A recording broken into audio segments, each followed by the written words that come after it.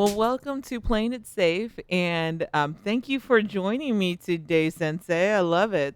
And so, today is a special conversation because, first of all, I think you're a really badass woman, and it was awesome. I met you. Oh God, it's been a long time. I met you like almost 6 years ago. It feels like Yes. just yesterday, but I'm like, okay, I definitely wasn't pregnant with the twins. They're four now, and so it's been a while. Yes, it has. And so, just a quick little brief background story. I was talking to one of my mom friends or something like that, and she mentioned that her kids were being trained at this gym, and there's a sensei, and never mentioned it was a woman at first, and I was like, oh, that's so cool. Like, I got to put my kids in. I want to teach my girls to know some self defense, and so we go.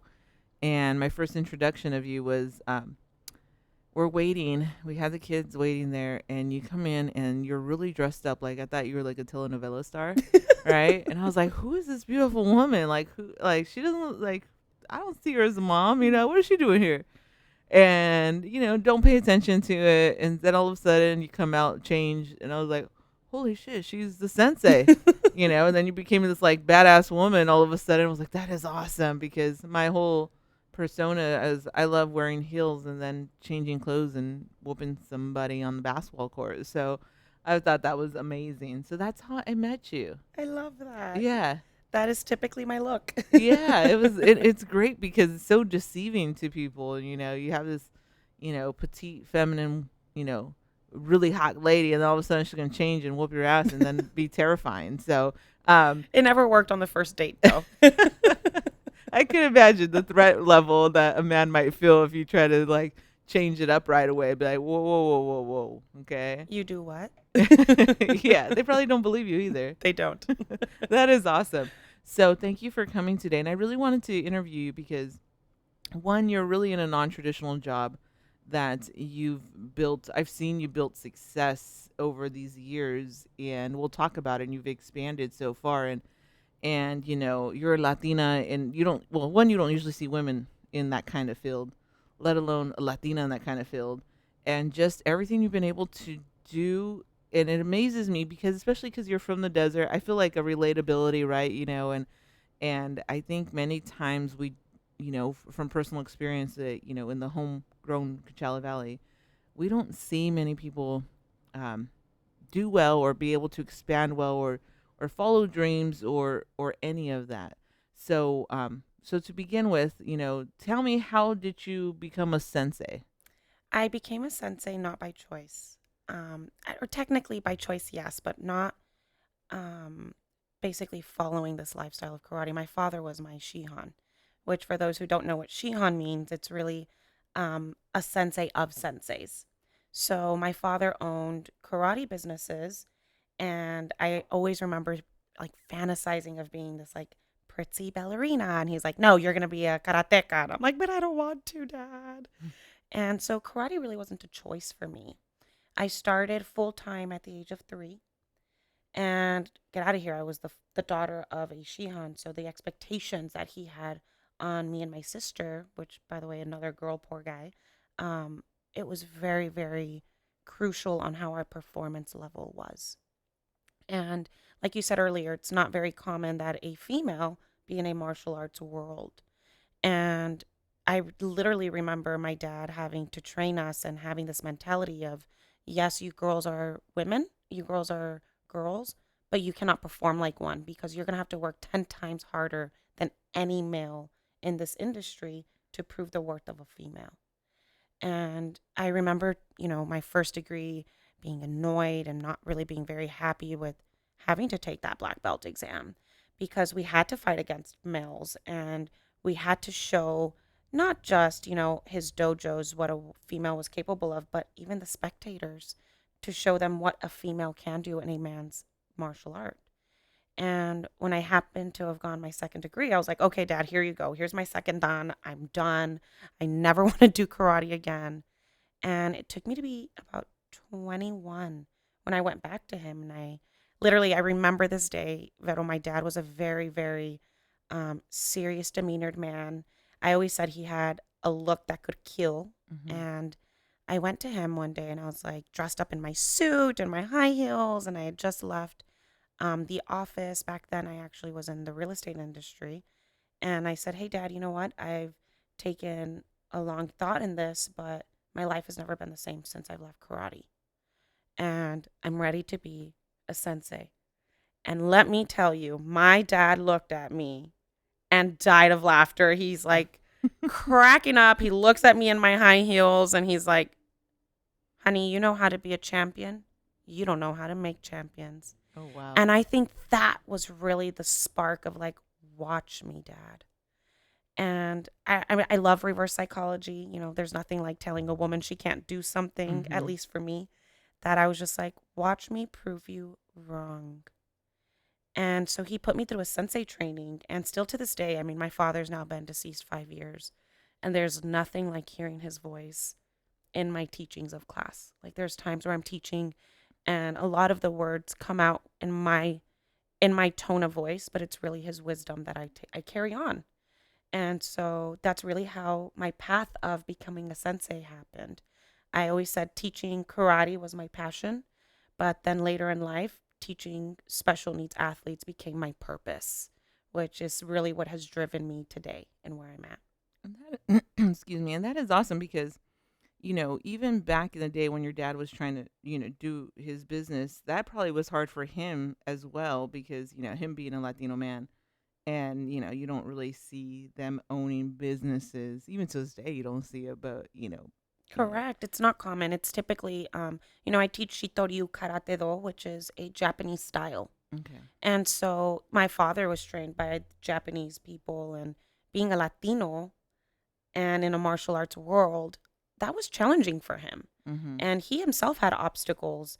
Now, today, I have obstacles of being a female and being Latina in a martial arts world. So it's like I saw him and how he took that with grace and with such passion and drive. And it was very motivating at a young age to see something like that. It's also interesting how he still trained you and your sisters being women back then because we're very progressive now, but Absolutely. And it wasn't like that. no, it wasn't. So it's just amazing that versus like saying, "Oh, I had daughters and just let them play with some dolls and leave them alone." That was And just never an option. It's so funny you say that. And I love that you say that because 30 years ago, that's not what we were looking at. At what yeah, life has become today is hmm not what it was 30 years ago.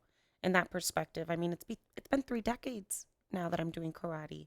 And I'm young, but it's just seeing how life has evolved has hmm been very fascinating.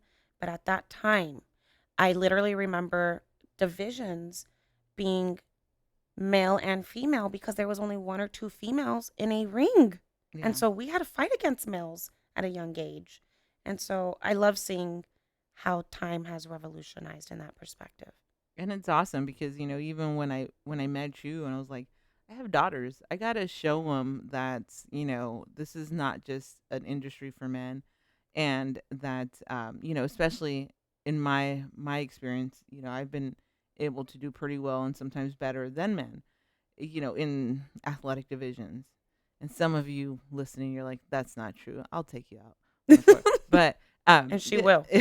but it's just like you got to show them that because there's one thing of just saying it, but there's another thing when they can see it, and versus like say no, of course girls can do it too, but then all their senseis are males or something like that. So that's really interesting to me that your dad did that at such a time that was definitely not expected or the norm, or probably he probably got like comments, I'm pretty sure, from family members and other people like, what the hell are you doing? So that is awesome to hear that background story. Thank you. Now tell me about when you first began to start taking on the journey as far as opening up your own studio. Like, Yeah, was that so easy? Was that, how did that go? it's interesting. I was of the blessed people because of my father's background. I was able to start teaching karate through his facility. Um, and so of course, like that's the one time in life that I'm like, wow, for once my dad gave me a little bit of entitlement. But geez, I had to pay rent to the man. It wasn't like, oh, here, honey, your daddy's daughter. and here's an easy life. On the contrary, he's like, I'm going to charge you rent.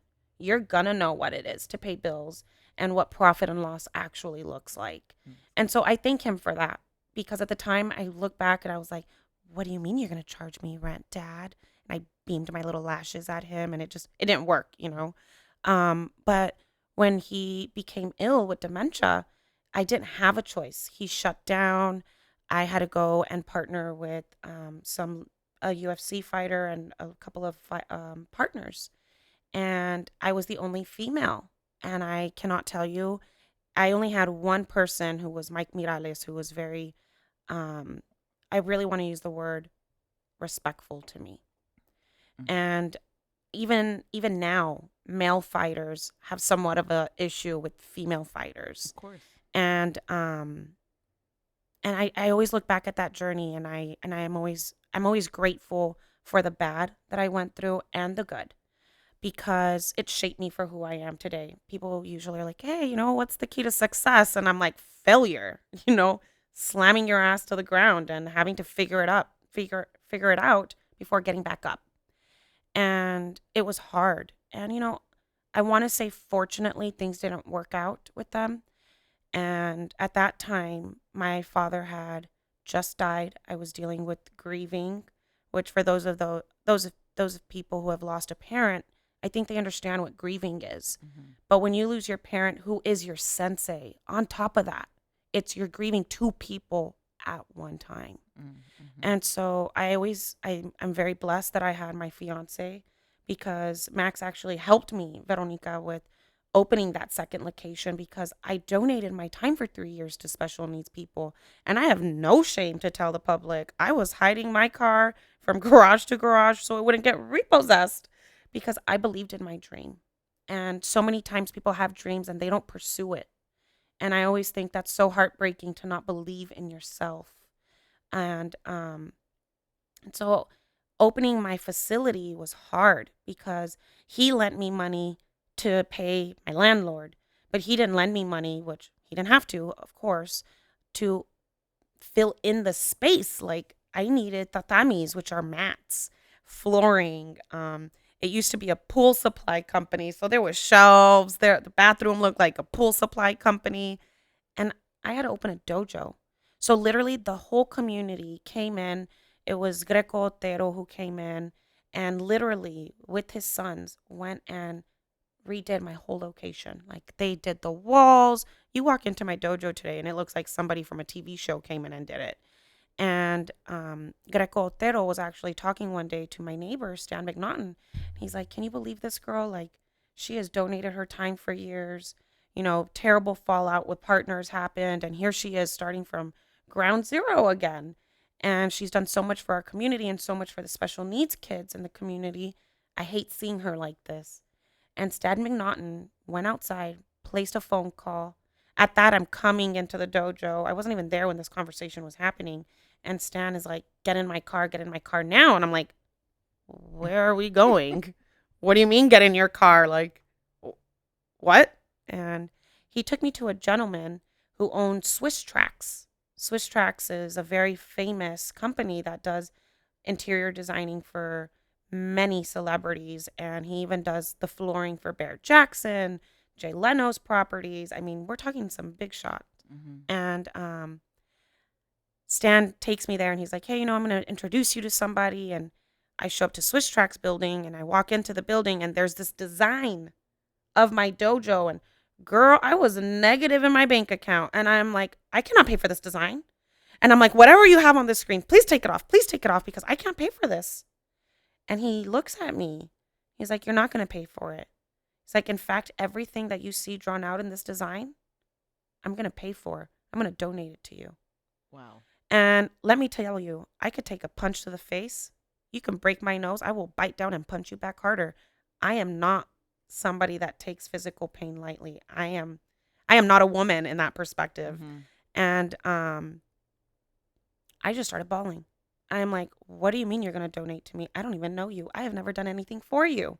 I am a giver, not a taker. And sure enough, he donated everything inside of my facility. All of the construction work was donated. That's And awesome. I really want to say in that time, it's like God wrapped his arms around me and was like, you do God's work, now take the blessings. And that's really when I feel like I got to launch my company and make a name for myself. And it wasn't easy because so many times people came into the building, they see me in my high heels and they're like, "So who's the sensei?" And I'm like, "Me." And they laugh at me and they're like, "No, really." And that's 99% of the reaction I get from people that walk into my building. Yeah. And so it's not been easy. And I thank God for the power of believing in myself. And primarily I had times where I didn't believe in myself and I had mentors.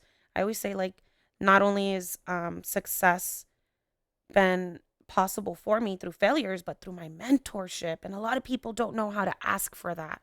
And I Mm-hmm. think that's something that limits them. I read something once and it was something quite fascinating to me, Veronica. And it was, and I'm not going to quote it correctly, but it was, people, smart people learn from their mistakes. Idiots think they know it all, Mm. and intelligent people learn from others. And that was key for me. Going to people who have made it, asking them how they did it, and being humble to say, I don't know. Help me, Yeah. guide me. Don't give me anything, but give me wisdom. And John DePasquale has been my mentor, which was the president for USA Karate. And and he's a big part of where I'm at today. And thank God I ended up getting um trained by the Paralympic coach for Team USA to work with special needs people. And I definitely want to touch upon that. But before I do, you mentioned, the failures and asking or getting mentors. And that's really powerful because, um, one, people don't know how to take failure. And when they do, it's just like, okay, well, I tried once and I'm done. Or they try twice. Or was it three strikes, you're out? And they're still done. And it's the failures probably hundreds of times and just to still hold on to that. But then, also, I think that you bring up a really good point about mentorship. A lot of people don't are afraid to ask people for their advice or how did they do it, or they're going to be annoying somehow. And it's okay if you are annoying. Just some people, and some of the mentors are like, oh. Yeah, of course I can help you. I didn't know that, like a lot of people kind of get flattered about it. Like, okay, yeah, I can help you. But you also got to be persistent about it because people are busy, and it's okay to keep calling them in a sense. I And think so, follow through is key.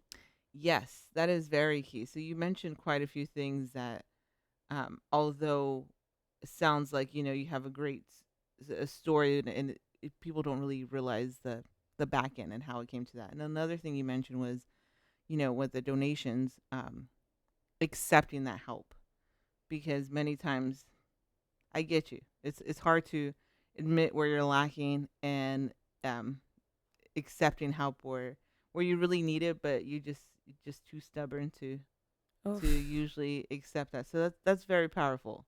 Now you mentioned, training special needs, students. Now, how did you even get into that? And also, you're teaching them martial arts. Now, people probably looked at you and like, what are you doing? Like, why?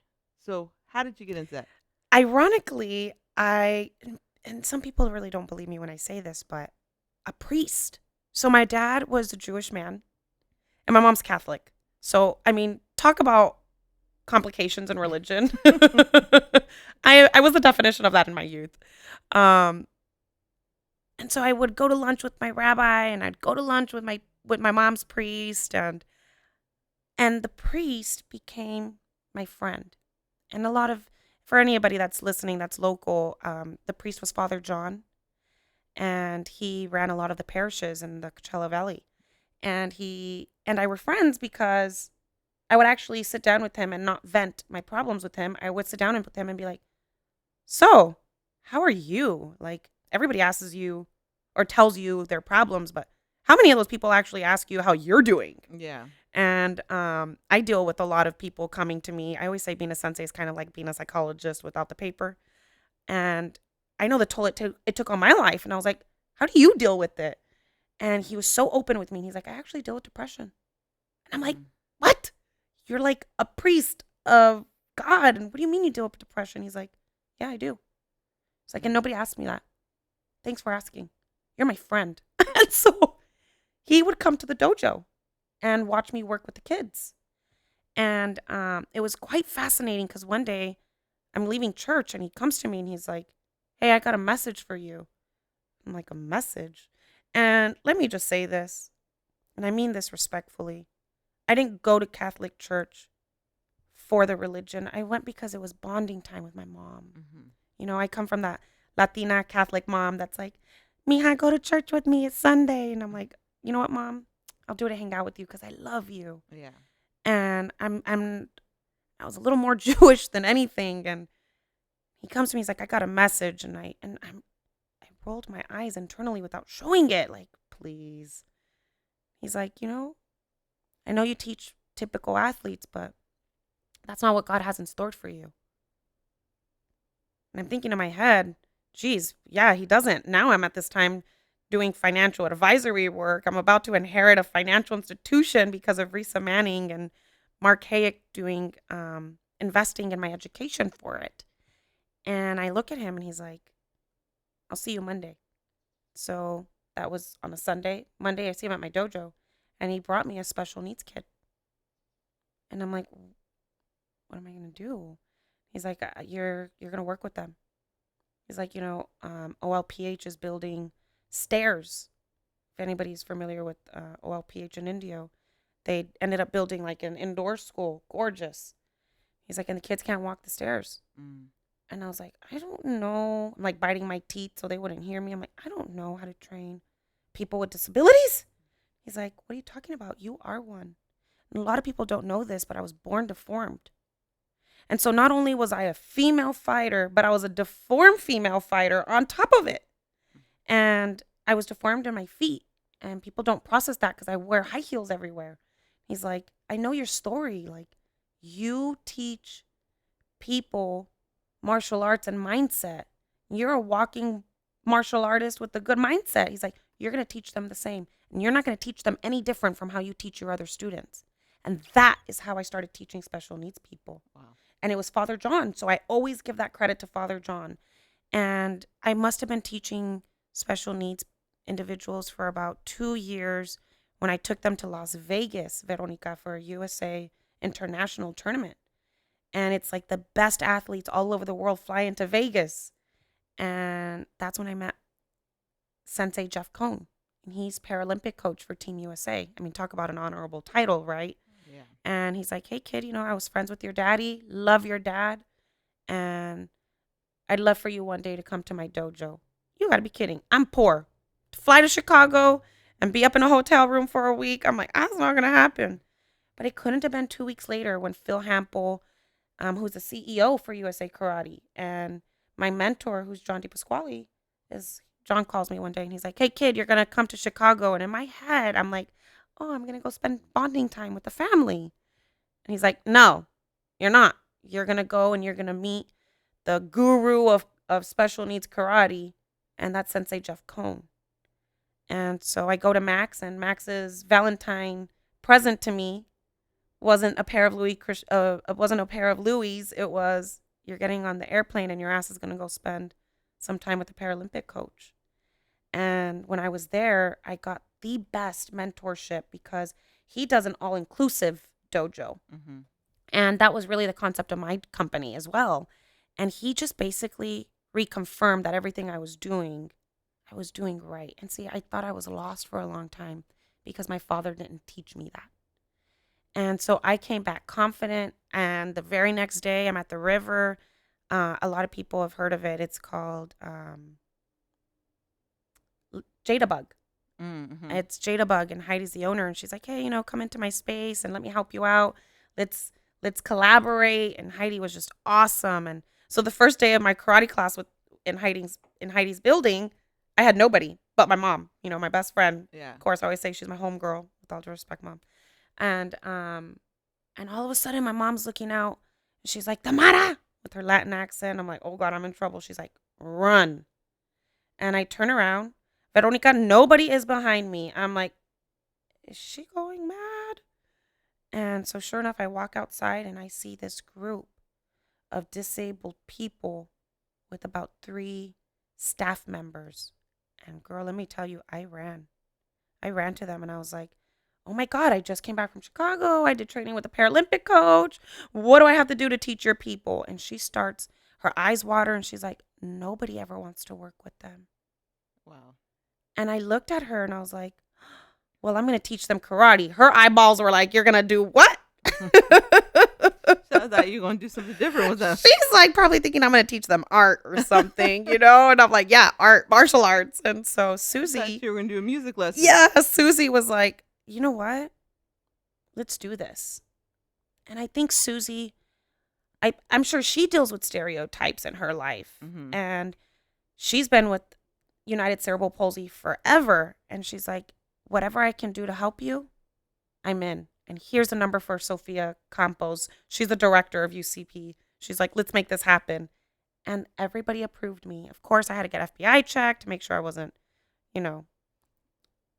And the results still haven't come back in. Right. I wasn't an offender or had, Yeah. been incarcerated, whatever. And I love that they protect their kids like that. And that was really the journey. That is really when my career went flying. I donated with them for about a year. And then after a new segment and a championship that they came back all medal, they're like, let's talk money, girl. You are worth what you're doing. And that really helped me. I think it helped me, one, obviously I stopped hiding my car in garages at that point. And I was able to look in the mirror and be like, wow, I believed in a dream. And now my dream is reality. And now it's grown to internationally. Yes, it's incredible because during our global, issues in the world, Randy Nelson, the owner of Swiss Tracks, and Stan McNaughton came to me and they're like, hey, you know what? You've been knocked down. You had to shut down. And I was like, I did. And there I am, a big old crybaby. I remember that morning I had like one eyelash on my face by the time I was done talking to Randy Nelson. And Randy's like, look, I talked to Stan and you have faith and you've gone this far in your dream. He's like, are you knocked down? And I'm like, yes. And he's like, all right. He's are you not with your kids anymore? I was like, no. I'm like a mess. He's like, good. God did that to you. And I remember like rubbing the black mascara under my eyes. And I'm like, he did what to me? Like all of a sudden, I'm like, what are you talking about? He's like, yep, there's a bigger mission here. If you lost 2 organizations, you're going to get back up, run, and you're going to get 11 under your belt. Today, I have partnered with 12. Wow. I have an orphanage now that I do work with in Valle de Guadalupe, Mexico. And it's an orphanage of special needs people. Wow. Kids and adults. And that organization is Corazón de Vida, which is incredible. They have like 10 orphanages in Mexico. And I also work with foster kids now throughout the state. I have Children's Bureau, which is San Diego, LA County, San Diego County. I have foster kids now here in the Coachella Valley with CV Foster Care. And I even partnered with Barbara Sinatra Center, which has abused and raped children. Wow. And it's fascinating because I always told people like teaching special needs kids was my purpose, but working with raped children, it opens your eyes to a whole other world. And I have had to hold on to my mentors even more so working with raped kids. And it's been empowering because now raped kids who felt powerless have gained power through karate and confidence. Yeah, that's incredible. So it's been a crazy 17 months for me, let's just say. I can only imagine the emotional toll with that as well. And so you went from, pretty much not being able to afford anything to still holding on to a dream to now growing beyond where I know you're beyond busy now. Yes, Randy and Stan helped me launch a nonprofit organization, so I'm officially a 501c3. Nice. So now I own 2 companies. One, I I am owner and sensei of Seiden Kai JC, which was my father's company, and which, by the way, I did not inherit daddy's business, which I'm proud to say. I'm very proud to say that as a woman. Yeah. And that's where I wasn't entitled, and that's what I'm glad he didn't teach me entitlement. And I am CEO and founder of Seiden Joku, a 501c3 company. And I can't express how I want to say my life took a complete 180 because my dream was teaching karate and teaching special needs people, but sometimes your dreams aren't big enough for Mm. what destiny has for you. There's it's crazy. Just in May, I got a phone call. We did a segment with Julio Ramirez with Rake. He's a Latin Grammy winner, nominated for Billboards, and I can go on a list of that man. And he's actually, we are the same black belt generation. My dad had dojos in Mexico, and my dad was partners with Gisela Cervantes, and Sensei Gisela, her student was Julio Ramirez, the Latin Grammy winner Mm. today. So I called him one day and I'm like, hey, these kids are in lockdown, and I've been teaching them on Zoom while the world is complaining. Let's do something like memorable for them. Let's collaborate. We'll do a music karate concert for them. You will not believe me, girl, when I tell you we were nominated for an Emmy. That is awesome. I did not know the difference between an Emmy and a Grammy back then. I was like, I'm not a singer. Like a Grammy? I didn't come out in a movie. I just didn't know what an Emmy was. And it was amazing just to be nominated. To me, as a Latina female martial artist born with the deformity, it's like obstacle, obstacle, obstacle. And here we made it this far. And it's just been amazing. We just won first place for, not a lot of people have heard of it, but it's called My Story Place. And they threw a festival on. And the brothers own Lemon Studios, which they do TV shows and novelas on Netflix. Mm. And it has just been incredible. Like the last 5 months, I've been go, go, go, go, go. I'm planning a wedding. I get married in 6 weeks, and everybody's like, how's wedding planning? And I'm like, ugh, ask my fiance Well, because yes. not my priority, though I love him, of course. But it's not my priority, Yeah. My priority is really helping those in need. And I always thought I was only going to be working with special needs people and with typical athletes, but apparently my dream was not big enough for what was in store for my life.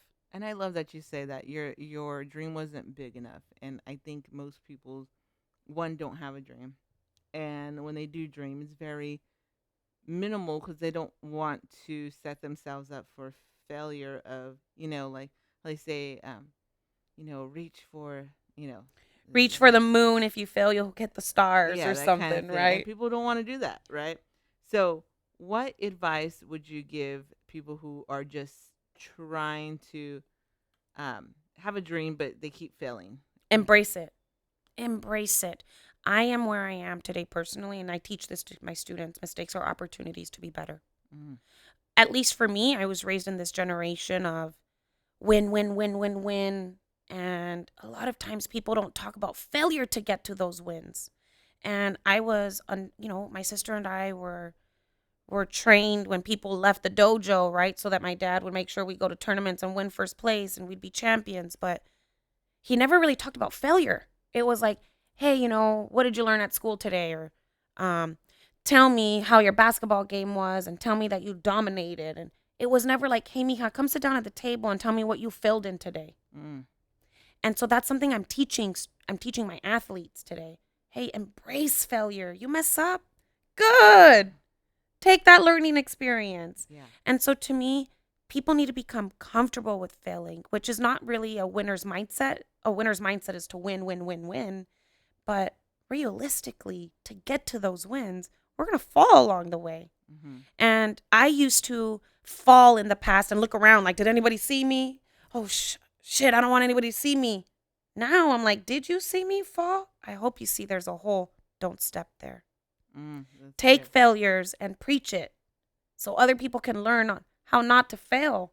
And so I love that about my mentor. My mentor is actually who taught me that. He said, write down a list of goals. And I remember looking at John and being like, I have goals. He's like, but do you know the difference between dreams and goals? It's like, because failure's in there. Mm. Dreaming's real easy, but goal orientation is not. And I remember looking at him and being like, it's like my aha moment because I personally had a hard time with failure. Yeah, it was tough. You said today, like, we're so used to, like, we try, we fail, and 3 times you're out. Like, I ain't gonna lie, I was a part of that generation of, Hmm. oh, maybe this wasn't for me. But you know what? If it don't scare you, it's not worth it. That's incredible, and I think most people don't have that. Well, I don't think I know most people don't have that mindset, and that's really valuable information that you're giving. So, um, for those of you that are listening, we're gonna leave you with that. So if you have any comments or questions, please feel free to send us an email at plainitsafe000 at gmail.com. We can always send the message or answer questions, and also please feel free to share and like and spread the story because it's just incredible. Yes, you may not be you know, in the same predicament, but journeys are very similar. Failures are very similar. It's a very repeating story. And it's just how do we overcome that? So I thank you so much Thank for your you. story is awesome. I personally think your story is the best. I mean, No, I think you're just my idol forever. no, that's not true. But we, I appreciate you being here. Thank you for Thank inviting you. me.